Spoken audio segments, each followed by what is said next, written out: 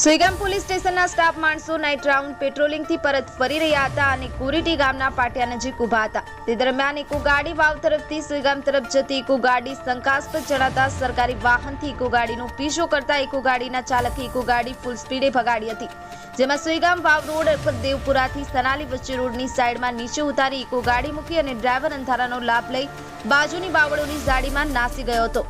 જોકે ઇકો ગાડીમાંથી ભારતીય બનાવટના પરપ્રાંતીય ઇંગ્લિશ દારૂની અલગ અલગ બ્રાન્ડની બોટલો તથા બિયર ટીનના નંગ 850 જેની કિંમત ₹87,725નો ગેરકાનૂની અને પાસ પરમિટ વગરનો પ્રોહી મુદ્દામાલ અને ઇકો ગાડી કિંમત ₹2 લાખ મળી કુલ કિંમત ₹2,87,725નો મુદ્દામાલ તપાસ અર્થે કબજે કર્યો હતો અને ઇકો ગાડીના અજાણ્યા ચાલક ડ્રાઈવર વિરુદ્ધ પ્રોહી એક્ટ તેમજ આઈપીસી તેમજ એમવી એક્ટ હેઠળ કાર્યવાહી હાથ ધરવામાં આવી હતી। કિરણ ઠાકોર, जी एक्सप्रेस न्यूज, सुईगाम।